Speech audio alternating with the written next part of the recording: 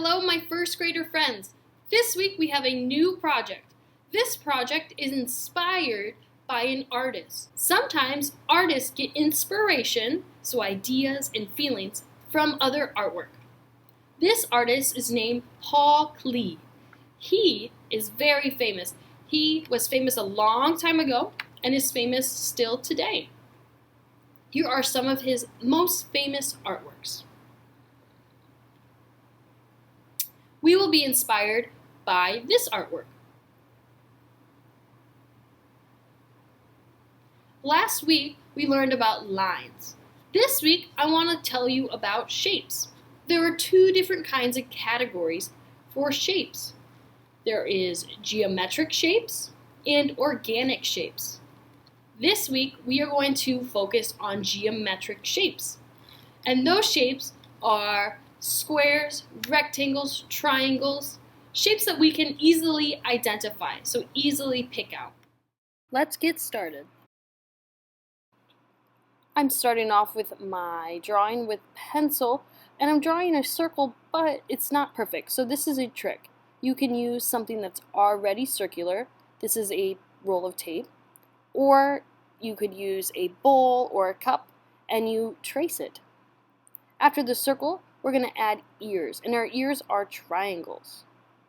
Our body is just going to be two slanted lines going down to the bottom of the page. For the collar, I did zigzags. We are starting off with a line going straight down the middle of our circle, but not stopping all the way at the bottom. At the bottom, we're doing two diagonal lines that look like an upside down Y or even a peace sign. Then we're doing a upside down triangle for the little nose. And I'm adding a line going straight across. That's optional. You don't have to do that. That's just going to give me another spot to change my colors. For the eyes, they are going to be squares with a diamond inside. So a sideways square. And there's one eye, and we're going to do the same for the other eye.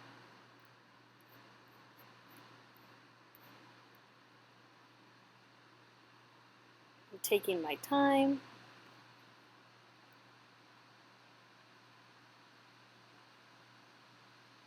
Once our eyes are done, we can't forget our little whiskers.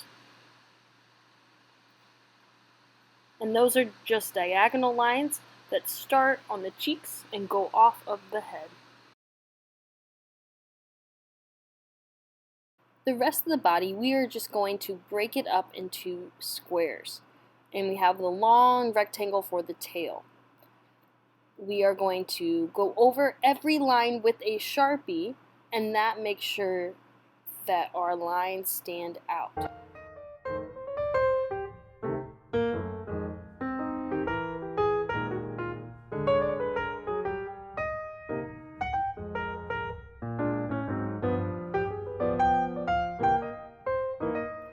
Once our cat has its Sharpie on all of the pencil lines, I'm going in with a marker to do the background. So this is a good thing to remember from last week. We learned all about different kinds of lines. So I'm going in with a zigzag line. And in between the zigzag lines, I'm adding straight lines. But I'm making sure I'm not going into my little cat. Once the background is complete, I'm using markers and coloring in my cat.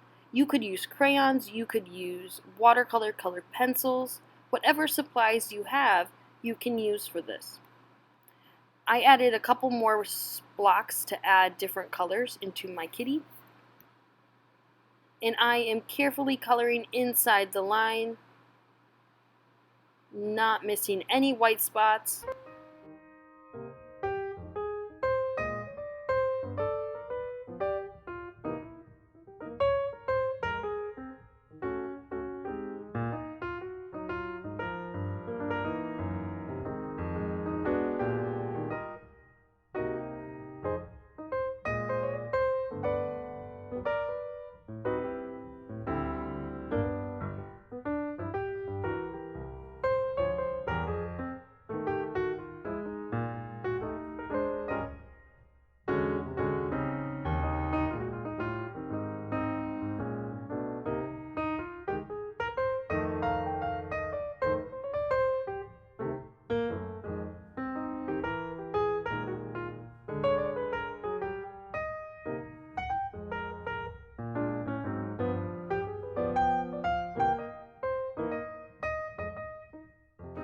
I'm just about done, but I see I am missing something. I am adding 2 little dots for my kitty's eyes. Don't forget to take a photo of your artwork and post it onto our Google Classroom or Seesaw.